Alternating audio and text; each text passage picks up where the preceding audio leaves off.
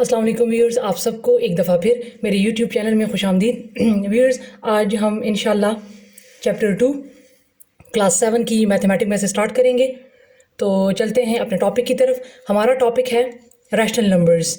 ठीक है, सबसे पहले मैं आपको समझाऊंगी कि रैशनल नंबर्स किसे कहते हैं। रैशनल नंबर्स हमारे पास वो नंबर्स होते हैं जो कि P बाय Q फॉर्म में लिखे जाते हैं। ठीक है, ये दोनों जो हैं हम इनकी जगह पे इंटीजर्स लिखते हैं। फॉर एग्जांपल 1/3 या 5/2, इसमें ये फ्रैक्शन बार होता है। ठीक है, और ये हम इंटीजर्स लिखते हैं। इसमें एक चीज़ याद रखें कि हमारे पास इसमें हम Q जो है, नीचे वाला डिनोमिनेटर जो है, वो कभी भी हम ज़ीरो नहीं लेते। ठीक है व्यूअर्स, हमारे पास रैशनल नंबर वो होते हैं जो इस तरह फ्रैक्शन फॉर्म में लिखे होते हैं। ठीक है, P/Q। ठीक है, तो उनको हम रैशनल नंबर कहते हैं। इंटीजर्स वो होते हैं हमारे पास, इंटीजर्स जो हैं वो हैं 1, 2, +1, +2, +3, +4, इसी तरह -1, -2, -3, -4 एंड सो ऑन। ये हमारे पास इंटीजर्स हैं। तो लिहाजा हम यहाँ पर जो है -1 भी पुट कर सकते हैं, +1 भी पुट कर सकते हैं, इसी तरह +3 पुट कर सकते हैं, -3 पुट कर सकते हैं। तो ये P और ये Q, मतलब यहाँ पर हम जो भी इंटीजर्स पुट करेंगे वो हम पॉजिटिव भी पुट कर सकते हैं, वो हम नेगेटिव भी पुट कर सकते हैं। अब यहाँ पर MCQ में अक्सर ये MCQ आ जाता है टेस्ट में कि तमाम के तमाम इंटीजर्स जो हैं, all integers are rational number, all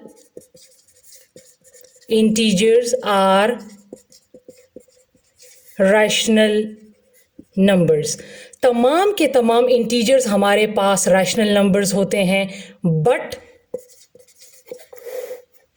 not all rational numbers are integer. इस स्टेटमेंट को ज़रा गौर से देखें।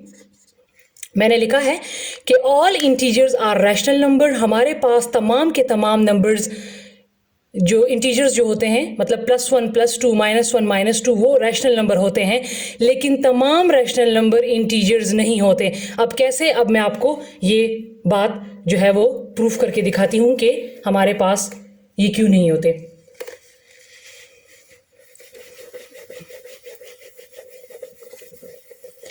फॉर एग्जाम्पल, मैंने यहां पर इंटीजर ले लिया है। मैं इंटीजर ले लेती हूं, मैंने ले लिया है 3। ठीक है, अब इसको अगर मैं रैशनल नंबर बनाऊंगी तो इसके नीचे मैं 1 डाल दूंगी। तो अब ये देखें मेरे पास P/Q फॉर्म में हो गया, P/Q फॉर्म में हो गया। तो इसका मतलब है कि ये क्या है, ये रैशनल नंबर है। ठीक है, इसी तरह मैं दूसरा एग्जांपल ले लेती हूं 5। उसके नीचे आप 1 डाल लें या 2 डाल लें या 3 डाल लें, तो ये भी क्या हो गया, P/Q फॉर्म में हो गया। तो इसको देख लें, ये क्या बन गया, रैशनल नंबर। ठीक है, तो जितने भी इंटीजर्स होंगे, ठीक है, उनका डिनोमिनेटर, आप यहाँ पर डिनोमिनेटर में कोई इंटीजर पुट कर दे तो वो आपके पास रैशनल नंबर बन जाएगा। अब अगर आपसे कहा जाए कि अब इसको जो है, अब ये रैशनल नंबर बन चुका है, अब इसको जो है इंटीजर में, अब ये इंटीजर हो सकता है कि नहीं, तो अब ये इंटीजर नहीं हो सकता। अब इससे हम न 3 को अलग कर सकते हैं, ना 1 को अलग कर सकते हैं। ठीक है व्यूअर्स, तो इसीलिए मैंने अभी थोड़ी देर पहले आपसे कहा कि हमारे पास जितने भी इंटीजर्स हैं वो रैशनल नंबर्स होते हैं, लेकिन जो रैशनल नंबर्स होते हैं, तमाम के तमाम रैशनल नंबर इंटीजर्स नहीं होते। अभी मैंने आपसे कह दिया कि 3/1 को तो मैंने इंटीजर से रैशनल नंबर बना दिया, लेकिन अब इस रैशनल नंबर से आप इंटीजर नहीं बना सकते। तो ये रैशनल है, लेकिन अब ये इंटीजर नहीं है। मैं कुछ और एग्जांपल भी आपको दे देती हूं। फॉर एग्जांपल 2/5, ये मेरे पास है रैशनल नंबर। ठीक है, ये मेरे पास इंटीजर नहीं है। क्यों?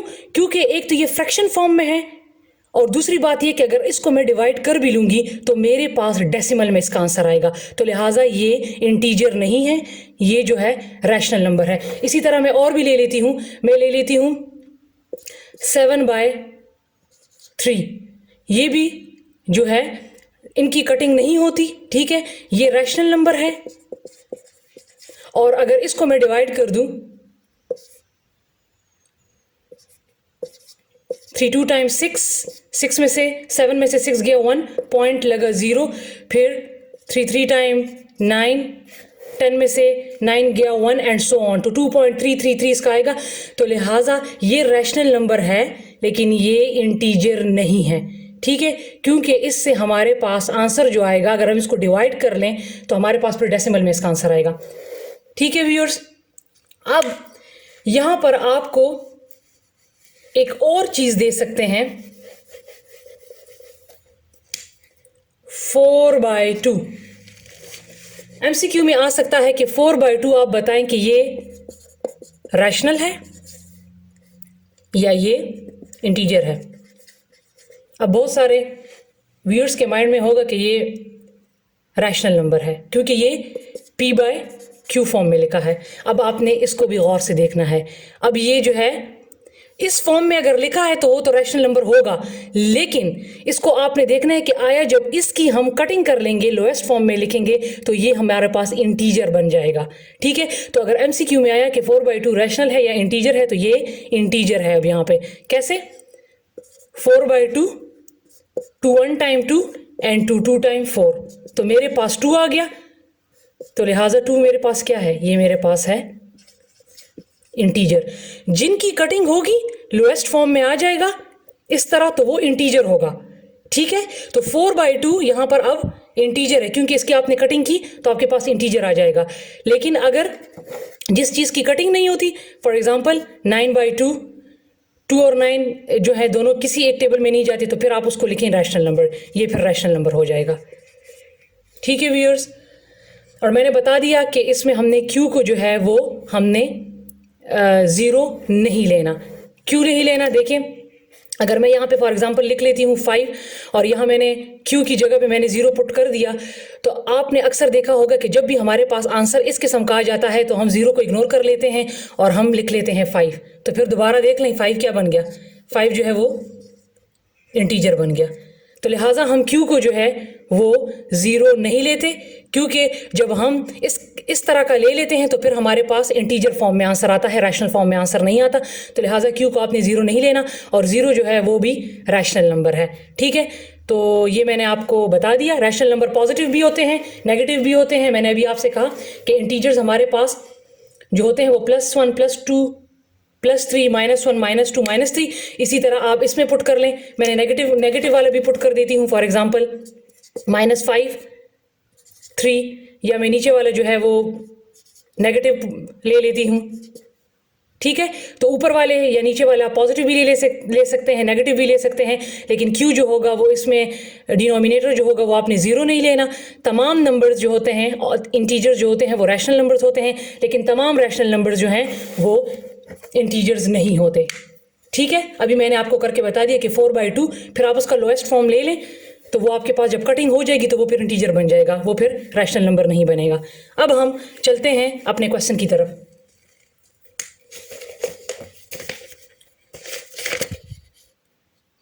टू 2.1 में तो ट्रू फॉल्स है। अब हम स्टार्ट करते हैं 2.2, ठीक है। हमारे पास ये क्वेश्चन है, इसमें से मैं 2 करके देती हूँ, ठीक है। तमाम के तमाम क्वेश्चन एक जैसे हैं। होल वाला मैं आपको करके देती हूँ 3 1/4 + 2। आपने क्या करना है कि सबसे पहले आपने होल ख़त्म करना है। ये जो हमारे पास होता है ये हमारे पास होल होता है, इसको हमने ख़त्म करना है। इसको हमने कैसे ख़त्म करना है कि आपने 4 और 3 को मल्टीप्लाई कर लेना है और 1 को इसके साथ प्लस कर लेना है। तो 4 3 टाइम 12 और 1 को प्लस किया तो आ गया 13/4 + 2, ठीक है व्यूअर्स। अब आपने क्या करना है कि इसको बैलेंस करने के लिए यहां पर अगर दोनों फ्रैक्शन फॉर्म में रैशनल नंबर्स में अगर आपके पास डिनोमिनेटर एक है और एक नहीं है तो इसको बैलेंस करने के लिए हम यहाँ पर खुद एक क्या लगा लेते हैं, 1 लगा लेते हैं। ठीक है व्यूअर्स, अब मैं क्या करूँगी कि जब भी हमारे पास दो रैशनल नंबर के दरमियान प्लस होगा या माइनस होगा तो हम नीचे वाले दो इंटीजर्स का एलसीएम ले लेंगे। तो मैं 4 और 1 का एलसीएम ले लेती हूँ।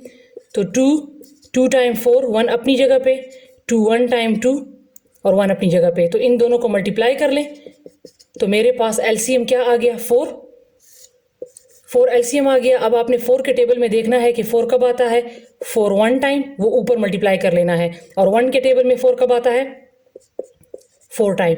तो 13 1 टाइम 13 और 2 4 टाइम 8। ठीक है, 13 के साथ 8 प्लस करें तो 21 4। इसको अब आप क्या करेंगे, डिवाइड कर दें। 4 5 टाइम 20 1। अब इसको मैं अरेंज कैसे करूंगी, 5 को मैं साइड पे ले आऊंगी, 4 को मैं नीचे ले जाऊंगी इसका आंसर होल में लाने के लिए, और 1 ऊपर चला जाएगा। तो मेरे पास 5 1/4 जो है वो इसका आंसर आ गया। ठीक है व्यूअर्स, अब यहाँ पर मैं एक चीज़ आपको समझा दूँ क्योंकि आगे वाले क्वेश्चंस जो हैं उनमें प्लस माइनस का ज़रा किस्सा है। एक चीज़ याद रखें कि जब भी हमारे पास माइनस और माइनस मल्टीप्लाई होगा तो हमने इसको क्या करना है, प्लस। ये मैथमेटिक्स में कुछ रूल्स हैं। जब भी एक माइनस होगा और एक प्लस मल्टीप्लाई होगा तो वो हमने क्या करना है, माइनस। इसी तरह एक प्लस होगा और एक माइनस होगा तो वो भी हमने क्या करना है, माइनस। और प्लस अगर प्लस के साथ मल्टीप्लाई होगा तो वो प्लस होगा। अब इन चीज़ों को आप देख लें क्योंकि पूरी मैथमेटिक बुक में ये चीज़ें बार बार रिपीट हो रही हैं कि अगर माइनस माइनस मल्टीप्लाई हुआ तो वो आपने क्या कर लेना है, प्लस कर लेना है। ठीक है, अगर माइनस प्लस मल्टीप्लाई होगा तो माइनस करना है, अगर प्लस माइनस मल्टीप्लाई होगा तो वो भी माइनस, और अगर प्लस प्लस मल्टीप्लाई होगा तो वो प्लस। अब जो आगे क्वेश्चन आ रहे हैं मैं सिर्फ उनको सेट करके दे देती हूँ, बाकी उसी तरह आपने एलसीएम लेके करना है। अब ये थर्ड क्वेश्चन है 3/7 प्लस माइनस 5/2। 3/7 प्लस ब्रैकेट में है -5/2। अभी मैंने आपसे कहा कि हमारे पास एक प्लस होगा और एक माइनस होगा। यहाँ पर अगर कुछ नहीं है तो मीन्स ये प्लस और ये माइनस जो हैं ये आपस में मल्टीप्लाई हो रहे हैं। तो अगर एक प्लस हुआ अगर एक माइनस हुआ तो मैंने इसको क्या लिखना है, माइनस। बस आप इसी तरह 7 और 2 का एलसीएम ले लें और अभी जो फर्स्ट क्वेश्चन मैंने जैसे सॉल्व किया है उसी तरह कर लें। ये सारे क्वेश्चन एक जैसे ही हैं इसीलिए मैं इस पर टाइम ज़ाया नहीं करूँगी। इसी तरह ये फोर्थ ये वाला जो क्वेश्चन है इसको भी मैं थोड़ा सा अरेंज करके दे देती हूँ। -3/8। अभी आप ये देख लें, एक माइनस है, एक बाहर माइनस है और एक अंदर माइनस है, तो लिहाजा माइनस और माइनस क्या हो जाएंगे, प्लस। तो इसके दरमियान में आप ने क्या पुट कर लेना है, प्लस। और उसी तरह 6 और 8 का एलसीएम ले लें और इस क्वेश्चन को सॉल्व कर लें। ठीक है, अब मेरे पास यहाँ पर है find the additive inverse of 1/7। Additive inverse जब भी आएगा तो इसका मतलब है कि आपने सिर्फ साइन चेंज करना है। ठीक है, अगर वो आपको कहते हैं कि 1/7 का एडिटिव इनवर्स फाइंड करें तो इसका मतलब है कि इसका सिर्फ साइन चेंज कर देना है, -1/7 हो जाएगा।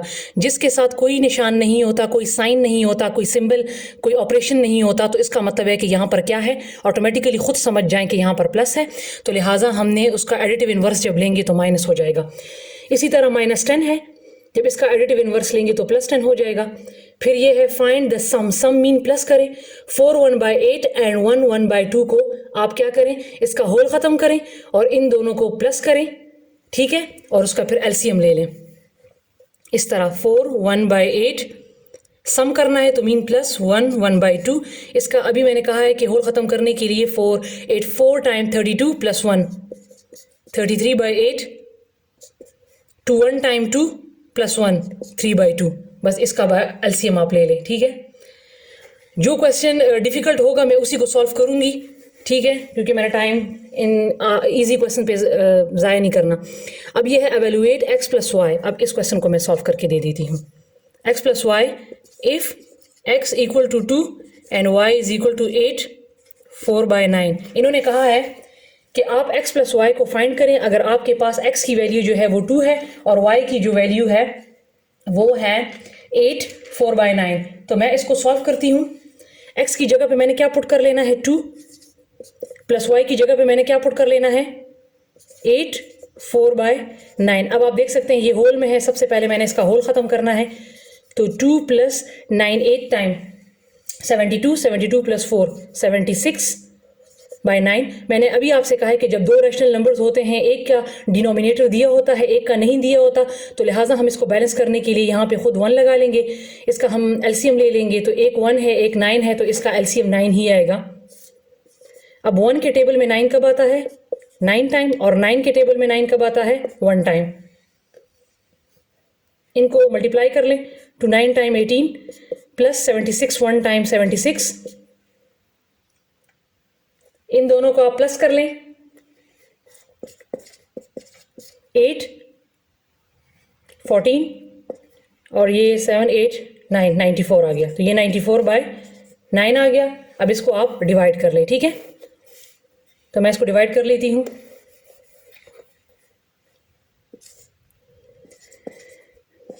9 1 टाइम 9।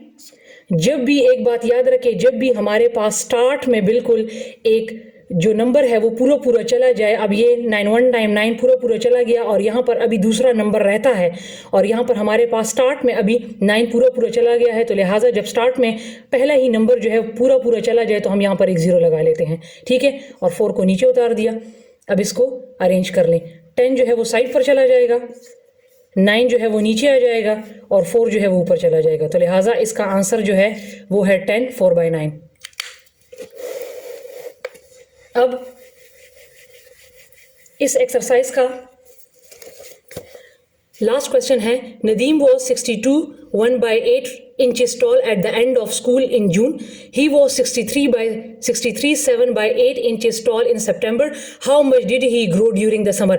नदीम जो था वो जून के एंड में, ठीक है, 62 1/8 इंचेस टॉल था, लंबा था, and he was 63 7/8 inches tall in सितंबर, और फिर सितंबर में नदीम जो है वो 63 7/8 इंचेस लंबा हो गया। तो how much did he grow during the summer, तो समर में मीन्स 2 महीने हैं बीच में, जून के तो एंड में वो 62 1/8 इंचेस टॉल था, तो मीन जुलाई और अगस्त, तो 2 महीनों में उसने कितना ग्रो किया।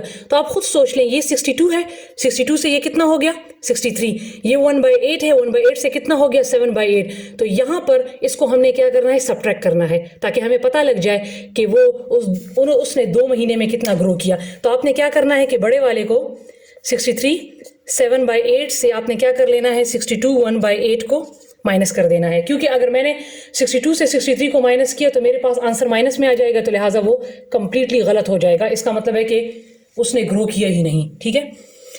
तो अब आपने क्या करना है कि आपने 63 और 8 को मल्टीप्लाई कर लेना है और इसके साथ 7 को प्लस कर लेना है। तो सबसे पहले मैं 63 और 8 को मल्टीप्लाई कर लेती हूँ, 8 3 टाइम 24, 8 6 टाइम 48, 49 50, और इसके साथ आप 7 प्लस कर लें, तो 7 + 4 11, ये 1 और ये 5, तो ये मेरे पास आ गया 5 11/8। इसी तरह 62 और 8 को मल्टीप्लाई कर लें, 8 2 टाइम 16, 8 6 टाइम 48 + 1 49, और इसके साथ 1 प्लस कर लें, तो 497/8। अब क्या करना है, अब आप देख लें इसके दरमियान में माइनस आ गया है, तो मैंने अभी आपसे कहा था कि जब दो रैशनल के दरमियान में या प्लस हो या माइनस हो तो उसका हम एलसीएम ले लेते हैं, तो जब भी दोनों सेम हो तो फिर इसका एलसीएम यही आएगा। 8 यहाँ भी है 8 यहाँ भी है, तो इसका एलसीएम 8 आ गया।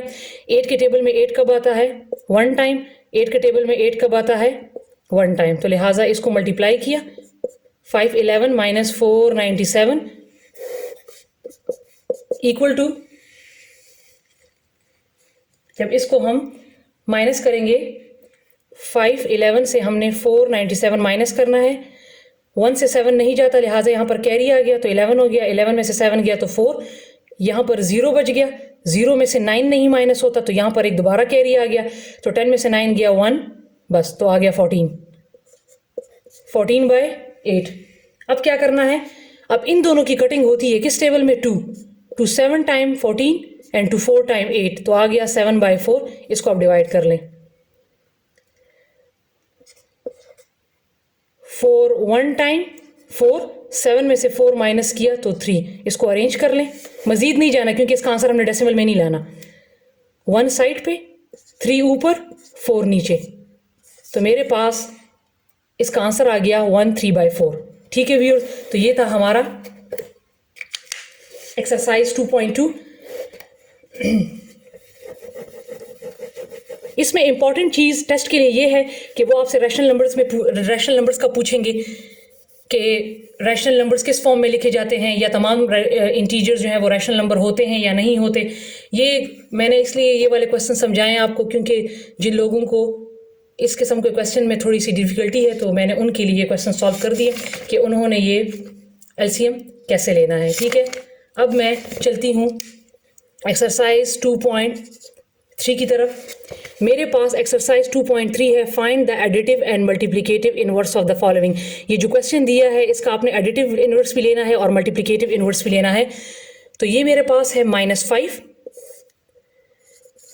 ये है एडिटिव इनवर्स, और ये मेरे पास है मल्टीप्लिकेटिव। मैं शॉर्ट फॉर्म में लिख लेती हूँ इनवर्स। ठीक है, इनवर्स। अब मेरे पास यहाँ पे क्या है, -5 है। -5 का जब मैं एडिटिव इनवर्स लूँगी, अभी थोड़ी देर पहले मैंने आपको बताया कि एडिटिव इनवर्स में हम सिर्फ साइन चेंज कर देते हैं, +5 हो जाएगा। और मल्टीप्लिकेटिव इनवर्स में हम क्या करते हैं कि आपने इसको नहीं इसको देखना है, ये जो चीज़ है इसको आपने उल्टा कर देना है। मेरे पास अगर यहाँ पर कोई नीचे डिनोमिनेटर नहीं है तो मैं यहाँ पर 1 लगा लूँगी, क्योंकि मल्टीप्लिकेटिव इनवर्स के लिए हमें इसको जो है उल्टा करना होता है। तो ये मेरे पास आ जाएगा -1/5। इसी तरह मेरे पास दूसरा क्वेश्चन है -2 1/11। सबसे पहले मैंने इसका होल ख़त्म करना है। 11 2 टाइम 22 + 1 23। ठीक है, -2 1/11। जब मैं इसका होल ख़त्म करूँगी तो मेरे पास आ जाएगा -23/11। अब इसको आपने क्या करना है, यहाँ पर साइन चेंज करें और यहाँ पर इसको उल्टा करें, लेकिन इसको उल्टा नहीं करना क्योंकि इसका साइन, ये ऑलरेडी हमने इसका साइन चेंज किया है, आपने इसको उल्टा करना है जो क्वेश्चन है। तो ये -11/23। ठीक है, और भी आप इसी तरह कर लें। अब मैं चलती हूँ नेक्स्ट क्वेश्चन की तरफ। मेरे पास नेक्स्ट क्वेश्चन है सॉल्व द फॉलोइंग। अब आपने क्या करना है, इसको सॉल्व करना है। मैं यहाँ पर क्वेश्चन नंबर 2 जो है, यहाँ पर क्वेश्चन नंबर 2 का सेकंड पार्ट करके देती हूँ। यहाँ पर मेरे पास है -2/3 × -7। अब आपने क्या करना है कि इसको पहले मैं ब्रैकेट से खोल देती हूँ, -2 3 × -7। यहाँ पर जो है डिनोमिनेटर है, यहाँ पर नहीं है, तो इसको बैलेंस करने के लिए आप 1 लगा दें। अब आपने देखना इसके दरमियान में मल्टीप्लाई है, इसके दरमियान में प्लस माइनस नहीं है कि हम इसका एलसीएम ले लें।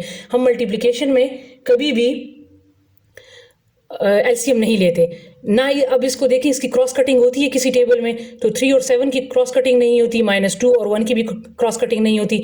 तो लिहाजा हम क्या कर लेंगे, हम इनको आमने सामने सिंपल मल्टीप्लाई कर देंगे।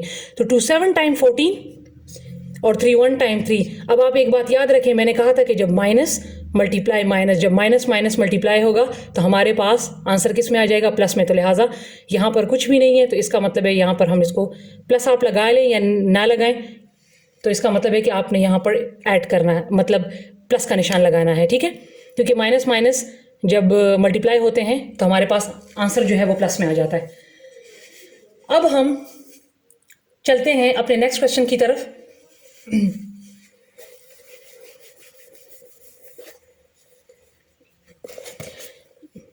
इसी तरह आप इस क्वेश्चन को भी कर लें, इसका होल ख़त्म करें और फिर इसकी क्रॉस मल्टीप्लिकेशन कर लें। ठीक है, इस तरह 2 5/8 मल्टीप्लाई 3 4/5, इसका होल ख़त्म कर लें। 8 2 टाइम्स 16 और 16 + 5 21 मल्टीप्लाई 5 3 टाइम 15 और 4 19। अब देख लें 21 और 5 की किसी टेबल में कटिंग नहीं होती और 8 और 19 की किसी टेबल में कटिंग नहीं होती, तो लिहाजा आप क्या करें कि 21 और 19 को मल्टीप्लाई कर लें तो आपके पास आ जाएगा 399 और 8 और 5 को मल्टीप्लाई कर लें तो 40, इसको डिवाइड कर लें 399 40 49 टाइम 360, तो ये 9 और 9 में से 6 गया तो 3, तो इसको आप अरेंज कर लें 9 साइड पे 39 ऊपर और 40 नीचे। एक बात आप याद रखें कि आपको हो सकता है एमसीक्यू में सिर्फ यहाँ तक ऑप्शन दे दें और या हो सकता है ये साथ में दे दें, तो आप फिर अकॉर्डिंग टू कंडीशन देखें। अगर ये आंसर है तो फिर आप यहीं पे इसको लाकर छोड़ दें, और अगर होल में है तो फिर आप इसको मज़ीद डिवाइड करें, ठीक है। ये फिर वहाँ पर ऑप्शन पर डिपेंड करता है। अब इसमें जितनी मल्टीप्लिकेशन वाले क्वेश्चन है वो आप खुद कर लें। अब मैं आपको अगला क्वेश्चन करवा रही हूँ।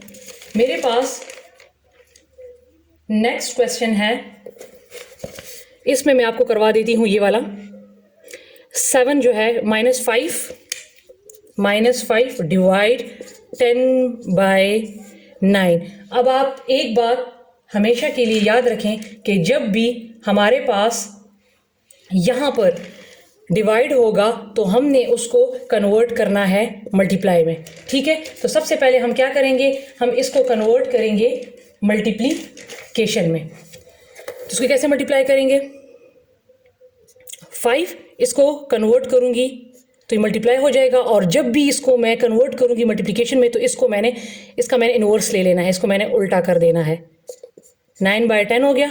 अब इसको बैलेंस करने के लिए मैंने 1 लगा दिया। अब देख लें इनकी कटिंग हो रही है।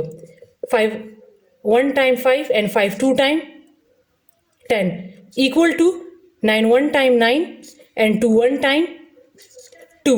अब आप देखें ये यहाँ पर माइनस है, मल्टीप्लाई यहाँ पर कुछ नहीं है, तो मीन्स यहाँ पर प्लस है। तो जब माइनस और प्लस मल्टीप्लाई होता है तो मेरे पास क्या आता है, माइनस। मैंने स्टार्ट में आपको ये बात बताई थी। अब इनको क्या करना है, डिवाइड। तो 9 एंड 2 4 टाइम 8, 9 में से 8 गया 1, इसको अरेंज कर लें तो 4 साइड पे गया, 1 ऊपर और 2 नीचे, तो इसका आंसर आ गया 4 1/2।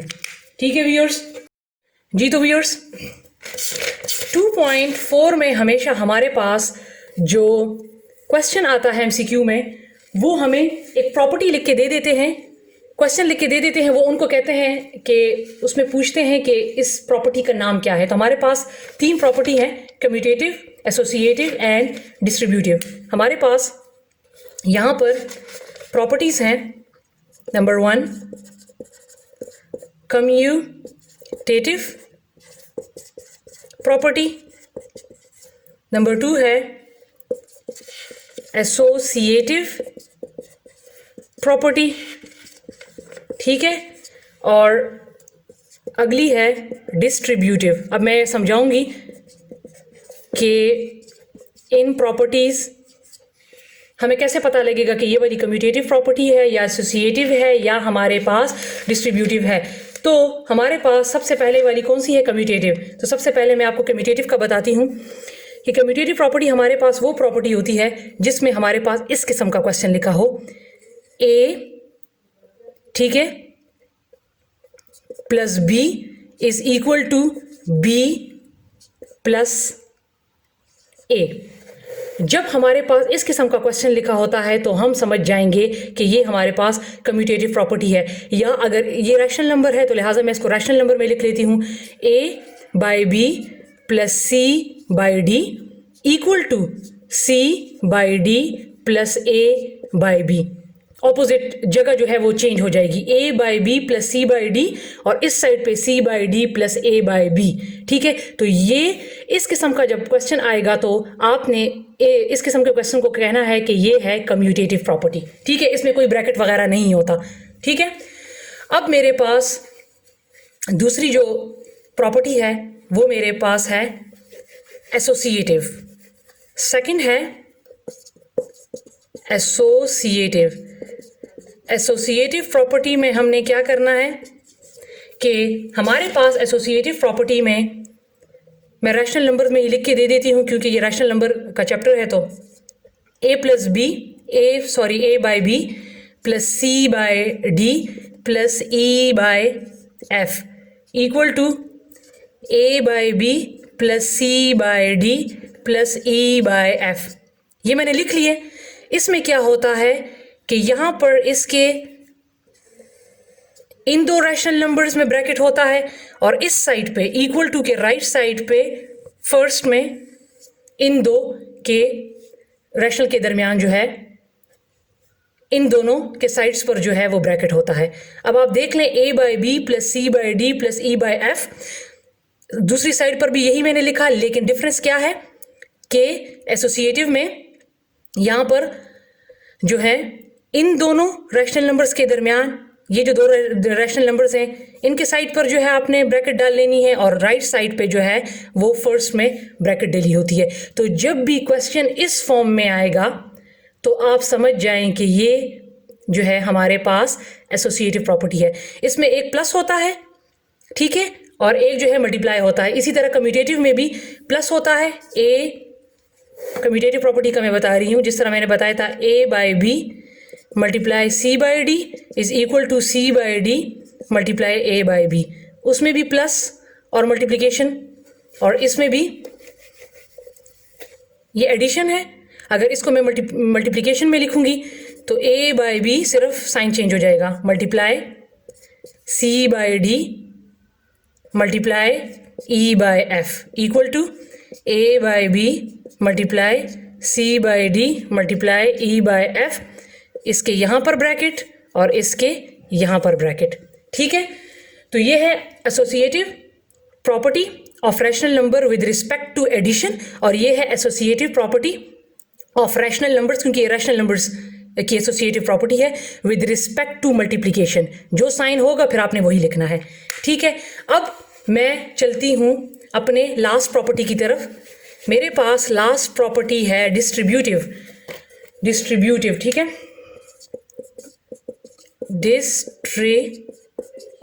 डिस्ट्रीब्यूटिव प्रॉपर्टी, ठीक है।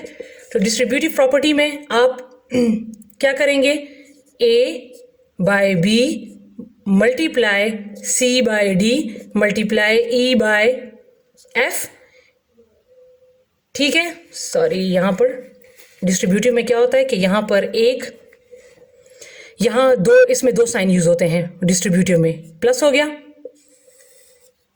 ब्रैकेट, उसमें क्या था, दोनों में सेम साइन था एसोसिएटिव में। इसमें एक बाहर वाला मल्टीप्लाई का होता है, अंदर वाला या प्लस होता है या माइनस होता है। तो equal to a by b, इसको आप देख लें, a by b c by d के साथ मल्टीप्लाई हो जाएगा, ठीक है।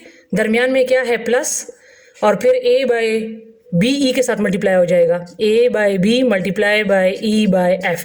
तो ये मेरे पास होगी डिस्ट्रीब्यूटिव प्रॉपर्टी। इसी तरह एक ये प्लस में है और एक ये माइनस में लिख के दे देती हूँ, सी बाई डी यहाँ पर प्लस था, यहाँ पर माइनस हो जाएगा, ठीक है। डिस्ट्रीब्यूटिव प्रॉपर्टी में दो साइन होते हैं, दो ऑपरेशंस होते हैं, बाहर मल्टीप्लाई, अंदर या प्लस या माइनस। तो ये a बाई बी पहले सी बाई डी के साथ मल्टीप्लाई हो जाएगा, दरमियान में क्या है, माइनस, तो यहाँ पर माइनस हो जाएगा, फिर a by b multiply e by f. ये हमारे पास है डिस्ट्रीब्यूटिव प्रॉपर्टी, ठीक है।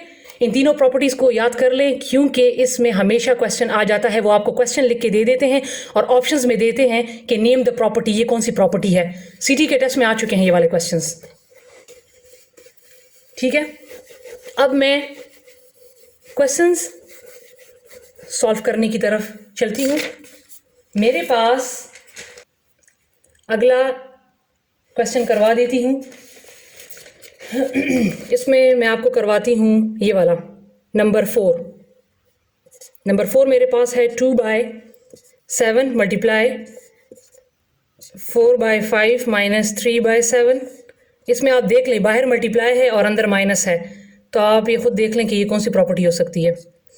Multiply 4 by 5 minus 2 by 7 multiply 3 by 7। अब आप देख सकते हैं कि एक जिस क्वेश्चन में रैशनल नंबर में दो साइन यूज हुए होंगे, यहाँ पर मल्टीप्लाई यूज हुआ होगा और यहाँ ब्रैकेट के अंदर माइनस या प्लस यूज हुआ होगा, तो आप समझ जाएं कि वो वाली प्रॉपर्टी होगी हमारे पास डिस्ट्रीब्यूटिव, ठीक है। जिसमें दो ब्रैकेट यूज हुए होंगे वो होगी एसोसिएटिव, और जिसमें कोई ब्रैकेट नहीं यूज हुआ होगा वो होगी कम्यूटेटिव। फिर साइन को आप लोग खुद देख लें, जो साइन होगा तो उसी के मुताबिक आप इसको सॉल्व करें। अब ये ब्रैकेट है तो सबसे पहले मैंने ये सॉल्व करना है, इन दोनों के दरमियान माइनस है तो इनको मैं पहले क्या करूँगी, इनका मैंने एलसीएम लेना है। तो 2/7 मल्टीप्लाई 5 और 7 का जब मैं एलसीएम लूँगी तो मेरे पास 35 आ जाएगा। 5 के टेबल में 35 आता है 7 टाइम और 7 के टेबल में 35 आता है 5 टाइम। इन दोनों को मल्टीप्लाई कर लें तो 28 माइनस 15, 2/7 अपनी जगह पे। 28 से मैं जब 15 माइनस करूँगी, 8 में से 5 गया 3 और 2 में से 1 गया 1, ये आ जाएगा 13/35। अब आप देख सकते हैं कि यहाँ पर जब मैंने इसको सॉल्व कर लिया, एलसीएम इसका मैंने ले लिया, इसको मैंने सॉल्व कर लिया, तो अब यहाँ पर मेरे पास जब इसको मैं साथ साथ में उतार रही थी तो इसके दरमियान अब मल्टीप्लाई है। इसको अब आपने एलसीएम इसका नहीं लेना, क्योंकि हम मल्टीप्लिकेशन में कभी भी एलसीएम नहीं लेते। अब देखना है कि क्रॉस कटिंग होती है कि नहीं होती। तो 2 के टेबल में 35 नहीं आता, 7 के टेबल में 13 नहीं आता, तो लिहाजा इसकी आमने सामने मल्टीप्लिकेशन कर लें। 32 टाइम 26 और 735 टाइम 245, ये हमारे पास आ गया लेफ्ट हैंड साइड। अब मैंने राइट हैंड साइड को प्रूव करना है और इसका भी मैंने 26 245 ही लाना है। अब मेरे पास लेफ्ट हैंड साइड है 2/7 मल्टीप्लाई 4/5, मैं यहाँ इसको दोबारा लिख लेती हूँ। 4/5 माइनस 2/7 मल्टीप्लाई 3/7। अब आप देख सकते हैं अब यहाँ पर आपने पहले क्या करना है, बॉड मास में हमारे पास होता है ब्रैकेट, डिवीजन एंड उसके बाद मल्टीप्लाई। सबसे पहले आपने मल्टीप्लिकेशन करनी है, आपने एलसीएम नहीं लेना, ठीक है। पहले आपने इन दोनों की मल्टीप्लिकेशन ख़त्म करनी है, फिर इन दोनों की ख़त्म करनी है, ठीक है। पहले इसकी फिर इसकी। तो जब मैं इनकी कटिंग होती नहीं है तो इनकी जब मल्टीप्लिकेशन में करूँगी तो 8 आ जाएगा और नीचे आ जाएगा 35, दरमियान में माइनस। इनकी भी क्रॉस कटिंग होती नहीं है तो 2 3 टाइम 6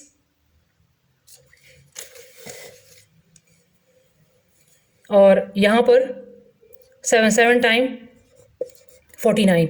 अब इसके दरमियान में क्या है, minus.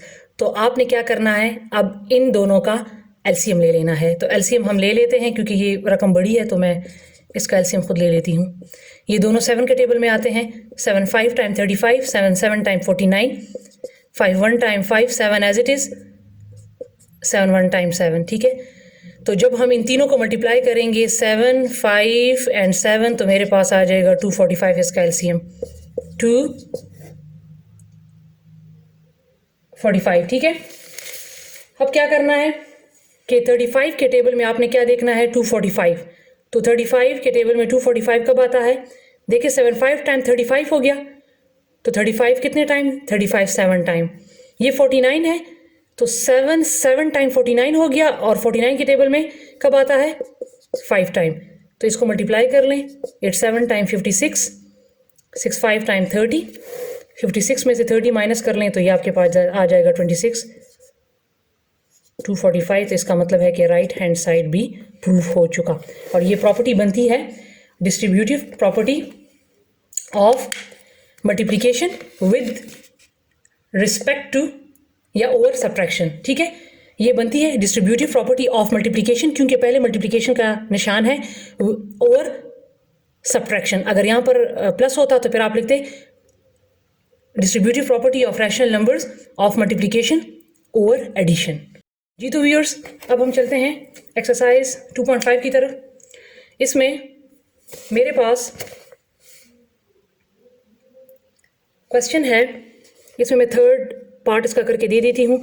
Compare the following rational number by using smaller, greater और इक्वल।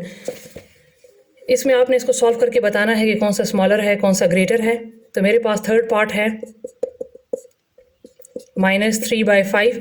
इसका पहले क्या करना है, 11 और 5 का एलसीएम ले लेना है। मैंने आपको बताया था कि जिसके रैशनल के दरमियान प्लस और माइनस हो तो उसमें एलसीएम लेना है। लेकिन यहाँ पर जब आप कंपेयर करेंगे कि स्मॉलर है कि ग्रेटर है या इक्वल है, तो तब भी आपने क्या करना है, एलसीएम लेना है। तो 11 और 5 का एलसीएम ले लें।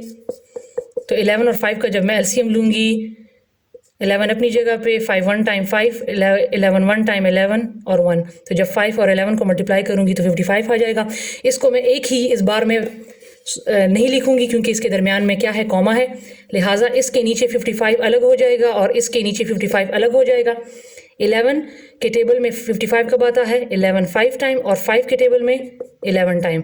तो जब इसको मल्टीप्लाई किया तो 35 और इसको मल्टीप्लाई किया 33, इसके साथ माइनस है। तो अब आप देख सकते हैं हमारे पास नेगेटिव वाला रैशनल नंबर, नेगेटिव इंटीजर जो है वो सबसे छोटा होता है 35। यहाँ पर इसके साथ कोई निशान नहीं है तो मीन प्लस है, तो इसका मतलब है कि 35 जो है वो ग्रेटर है -33/55 से। ठीक है व्यूअर्स, अब हम चलते हैं अपने नेक्स्ट क्वेश्चन की तरफ, और ये जो असेंडिंग डिसेंडिंग वाला क्वेश्चन है ये टेस्ट में आ चुका है। मैं ये वाला क्वेश्चन करवा रही हूँ, number 2, arrange the following rational numbers in descending order. हमारे पास क्वेश्चन है 1, 1/3, 3/5, -5, 7/6, 4, 2/5। इसको डायरेक्ट आपने नहीं लिखना, डिसेंडिंग ऑर्डर मीन कि सबसे पहले आपने बड़ा, फिर छोटा, फिर छोटा, फिर छोटा, मतलब 10, 9, 8, 7, 6, 5, 4, 3, 2, 1 इस फॉर्म में लिखना है। अब इसको डायरेक्ट आपने नहीं लिखना, इसमें हमारे पास जो सबसे बड़ा है आपको लग रहा होगा कि ये है, ठीक है, लेकिन इसको हमने एलसीएम के थ्रू करना है, तब आपने बताना है कि इसको के डिसेंडिंग ऑर्डर में ये किस तरीके से आएगा। पहले से होल सॉल्व करें, 3 1 टाइम 3, 1 प्लस किया तो 4/5, 3/5 एज इट इज, 6 5 टाइम 30, 37/6, और ये 5 4 टाइम 20 प्लस 22/5। ठीक है, अब क्या करना है, इन चारों के चारों का एलसीएम ले लेना है। तो जब चारों के चारों का एलसीएम लेंगे तो हमारे पास आ जाएगा 30, इसका एलसीएम आएगा 30। इसमें चूंकि कॉमा है तो सबके नीचे अलग अलग लिख लेना है, 30, 30 एंड 30। 5 के टेबल में 30 कब आता है, 6 टाइम, 5 के टेबल में 6 टाइम, 6 के टेबल में 5 टाइम और 5 के टेबल में 6 टाइम। अब 4 6 time 24, 3 6 time 18, 37 5 time 5 7 time 35, 5 3 time 15 और 3 18, 185। इसके साथ माइनस है तो माइनस ही लगाएंगे, और 22 6 टाइम 6 2 टाइम 12, 6 2 टाइम 12 113, ये आ जाएगा 132। अब आपने क्या करना है, इसको देखना है कि इसको पहले हम क्या कर लेते हैं, डिसेंडिंग ऑर्डर में लिख लेते हैं। अब आप देखें ये 24 है, ये 18 है, ये -185 है, ये तो सबसे छोटा होगा क्योंकि ये नेगेटिव में है, ये 132 है। इसमें सबसे पहले हमारे पास बड़ा कौन सा है, 132,